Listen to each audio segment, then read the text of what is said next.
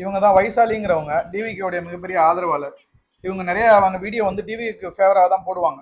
இப்போ இல்லை, எப்பயுமே அவங்க டிவிக்குடைய ஆதரவு தான். நேற்று ஒரு வீடியோ போட்டிருந்தாங்க, இபி மின் கட்டணம் உயர்வாக இருக்கு அப்படின்னு சொல்லிட்டு.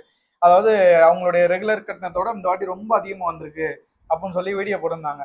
அந்த வீடியோவில் கூட அவங்க என்ன சொல்றாங்கன்னா, இதே மாதிரி கண்டினியூ ஆச்சுன்னா மக்கள் மத்தியில் மிகப்பெரிய அவப்பேர் வரும் நம்மளுடைய ஆட்சிக்கு அப்படிங்கிற மாதிரி தான் சொல்லப்போனால் அந்த வீடியோவே பேசிருக்காங்க. இந்த தற்குறிங்க இருக்காங்களே, டிவிக்குடைய தற்குறிங்க, இவனுங்க என்ன பண்றானுங்க, இருந்தாலும் நீ குறை சொல்லிட்ட, அதை எப்படி நீ சொல்லலாம், மின் கட்டணத்தை பத்தி நீ எப்படி சொல்லலாம், உனக்கு என்ன தெரியும், நீ வந்து 200 கொத்தடிமை, நீ மூதவி, இன்னும் கேவலமான ஒரு கொச்சப்படுத்துற மாதிரி வார்த்தைகள் எல்லாம் பேசி அவங்கள ஒரு இழிவா பாக்குறாங்க.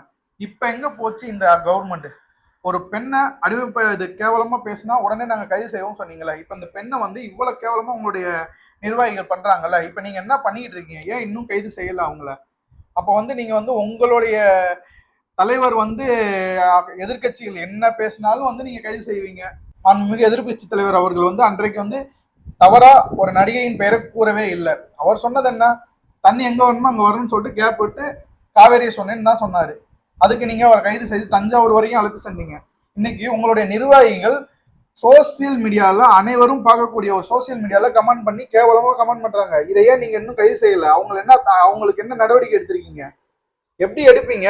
கட்சி தலைமை நல்லா இருந்தா தான், சரியா இருந்தா தானே தொண்டர்கள் சரியா இருக்கு.